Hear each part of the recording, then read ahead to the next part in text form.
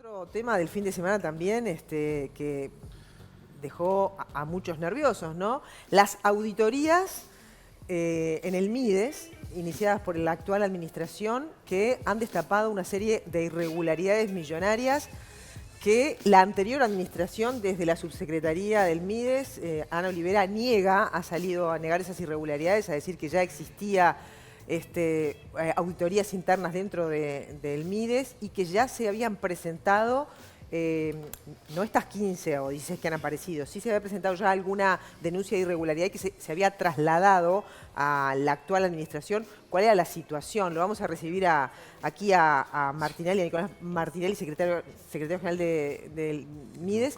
¿Y usted qué tiene que decir respecto a lo que ha salido a decir Ana Olivera?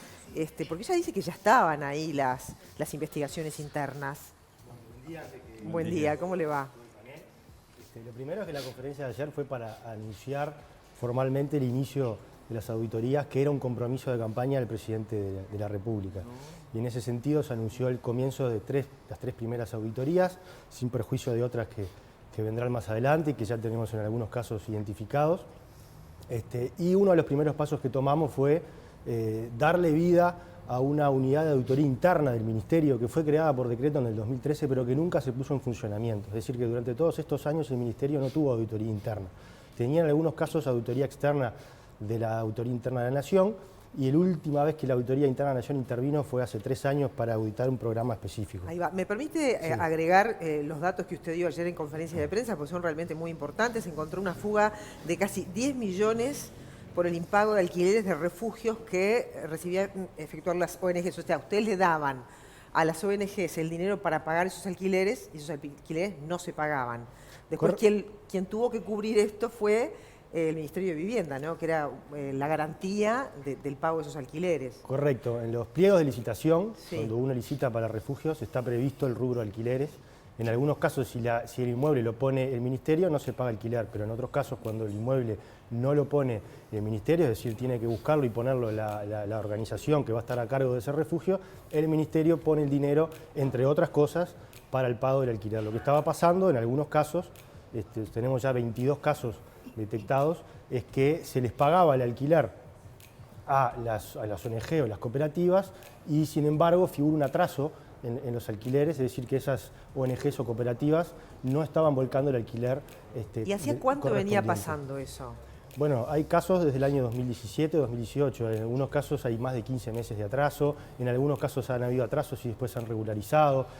Hay distintos tipos de situaciones y que por eso nosotros queremos auditar, a ver si solamente se trata de estas 22 primeras organizaciones identificadas o también hay más. Pero lo más importante de esto es poder auditar para entender qué es lo que está pasando en ese proceso.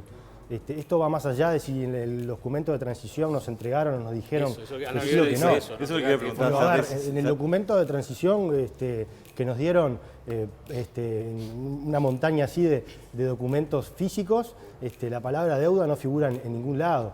Pero repito, más allá de eso, aunque nos hubieran entregado, el deber nuestro es poder auditar eso para saber por qué estaba pasando la situación, por qué no se corrigió antes, por qué el Ministerio, si sabía de eso en la gestión anterior, por qué no tomó las medidas necesarias, no solo para un caso de denuncia penal, sino para todo el resto de los casos, y por qué además el Ministerio no tomó cartas en, por ejemplo, retener ese dinero, sabiendo de que las ONG no lo estaban pagando, para después poder, en todo caso, pagar ellos directamente al inquilino para que el dinero llegara a quien tenía que llegar, o en su defecto poder después restituirle al Ministerio de Vivienda, que era el que estaba haciendo el pago de esas garantías. Según Olivera, había una denuncia penal a alguna de las organizaciones.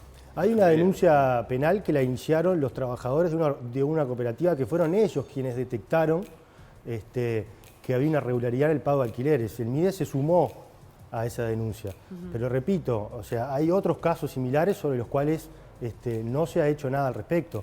Y sobre todo lo que importa es entender qué es lo que está fallando en ese proceso para nosotros poder acomodarlo. Y una auditoría lo que arroja es precisamente un escaneo de la situación que nos va a permitir a nosotros corregir esa situación a futuro y, bueno, ver qué es lo que pasó para atrás para poder corregir. O sea que la tipificación de delito todavía, hasta que no se llegue a esa auditoría interna y después eventualmente se pase a nivel judicial, no se sabe.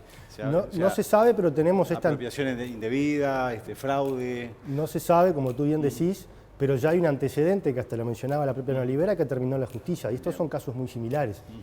¿Se puede ejemplificar de qué tipo de ONG estamos hablando, como para entender?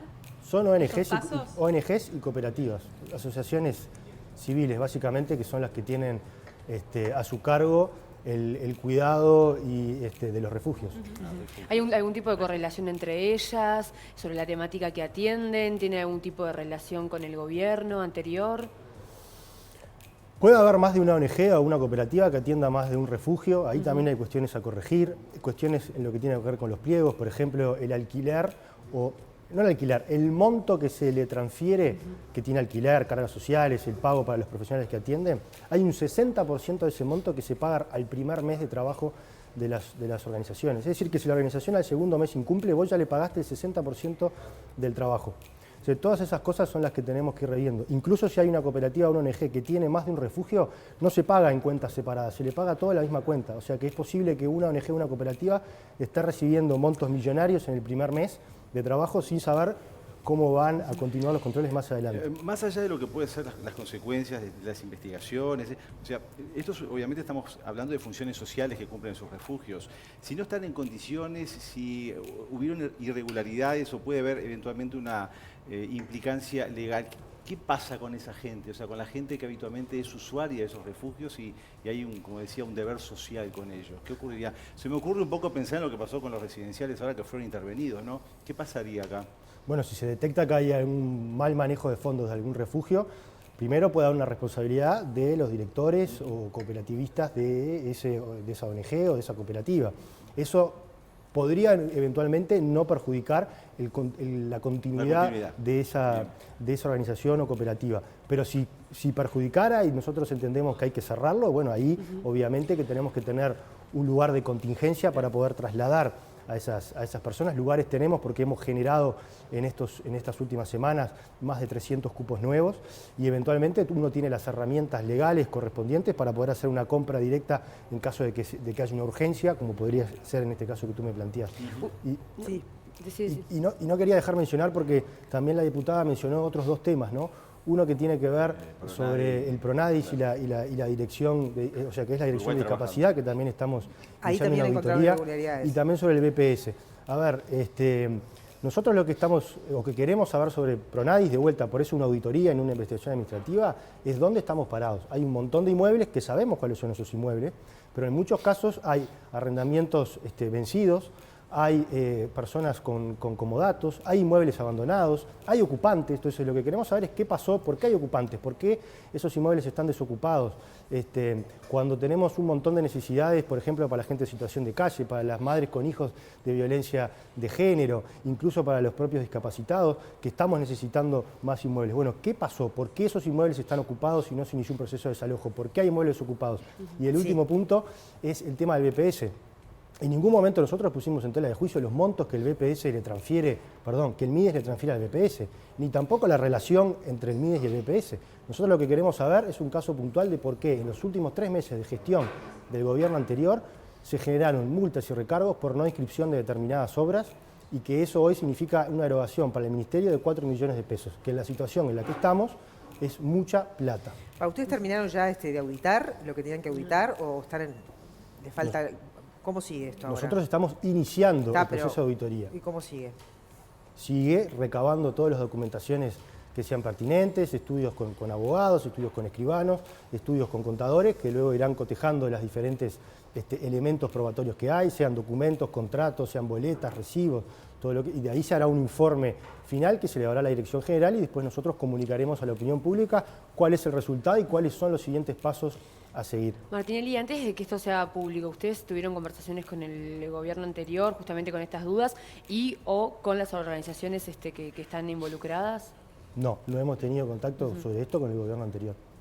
Bien, y otra consulta que le quería hacer. ¿Ustedes creen que hay un interés lucrativo en todo esto o una desprolijidad en la gestión? Bueno, esas son cosas que va a arrojar o va a echar más luz una auditoría. Por eso también queremos auditar para saber a ciencia cierta qué es lo que ha pasado y qué es lo que tenemos que corregir a futuro para que estas cosas no sigan pasando. Bien, otro punto que también destacabas ayer en conferencia de prensa es el rol que han jugado las ONGs en contacto con el gobierno anterior. ¿Cuál va a ser la postura del Ministerio de Desarrollo Social a partir de ahora? Sobre este punto lo que nosotros hemos estado diciendo es que nosotros no cogobernamos con ninguna ONG ni con ningún grupo de interés económico, de poder. Nosotros estamos para gobernar. No necesitamos pedirle permiso a nadie para estar haciendo cambios en cómo se instrumenta un programa o eliminar un programa o fusionar un programa. Esa autorización nos la dio la ciudadanía en noviembre del año pasado. Obviamente que nosotros estamos en el proceso de ver qué es lo que pasa en algunos casos. Yo ponía ayer en conferencia un ejemplo. El foco hoy está puesto en el más vulnerable. Entiendo yo que la administración anterior estaba puesto en todo este proceso. Estaba puesto en las ONG, estaba puesto en las cooperativas, es decir, eran ellos que tenían el control sobre los trabajadores de las cooperativas. Nosotros hoy queremos, en parte, poder recuperar en algunos casos y en algunos programas que nos parecen vitales, ese control.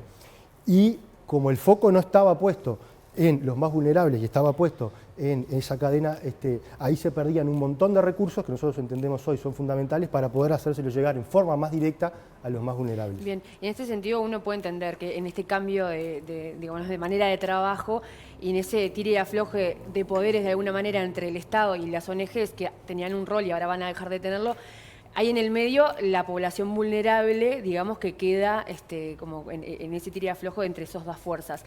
¿Cómo cree que puede ser el resultado cuando a las ONG se le daba cierto poder o cierto lugar y ahora van a dejar de tenerlo? Primero, nosotros no estamos prescindiendo de las ONG. No, pero dándole otro rol. Ni de las cooperativas. Dándole otro rol. En algunos casos otro rol, en algún caso capaz que vamos a prescindir porque entendemos que el control tiene que estar por parte del Ministerio y no de una ONG. Pero por el momento no hay absolutamente ningún servicio que brindemos que se haya dejado de dar. Martinelli, y así va a ser. son las irregularidades en 15 ONGs, en 16, ¿cuántas? 22 ONGs 22. Y en total, y cooperativas tengo hasta el día de hoy. ¿Y en total a cuántas asiste el MIDES? Y hay cerca de 500 ONGs y cooperativas. Perfecto. La última, pues ya lo tenemos que ver, usted se tiene que ir además. Recién Daniel mencionaba el tema de los ancianos, de las casas residenciales y todo lo demás. Hace muy poquito tuvimos una cifra muy conmovedora respecto a la cantidad de centros donde alojan adultos mayores que están en condiciones prácticamente infrahumanas. ¿Qué va a pasar con el destino de esas personas mayores? Porque se había anunciado por parte del MIDES que se iban a buscar realojamientos y mejorar las condiciones de vida a estos ancianos. ¿Cómo está ese proceso?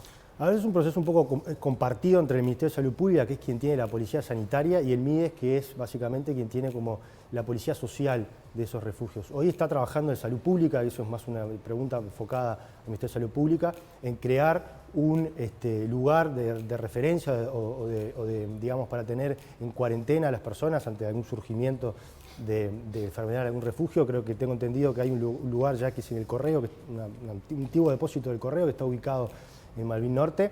Y bueno, a medida que vayan surgiendo elementos para clausurar algunos de los residenciales que no cumplan con las condiciones mínimas exigidas por la normativa y por el decreto que establece ese tipo de normativas, se irán buscando otras alternativas. Nosotros estamos pensando en la posibilidad de cupos cama, estamos pensando en la posibilidad de inmuebles que tiene el Estado y que a través de este convenio que hemos firmado hace unos días atrás con la ANB y con el BOTMA, poder conseguir algunas casas de esas grandes que tienen 8 o 9 dormitorios y acondicionarlas para poder ahí también trasladar gente, y después también el Ministerio tiene que brindar los servicios de asistencia, de cuidado, de profesionales, de enfermería, de asistente social, todo eso. Pero estamos trabajando, sí, en una batería de propuestas y ideas que iremos anunciando en las próximas semanas. Bárbaro. Nicolás Martinelli, muchas gracias por el tiempo para Buen Día. Muchas gracias a todos ustedes y a las órdenes.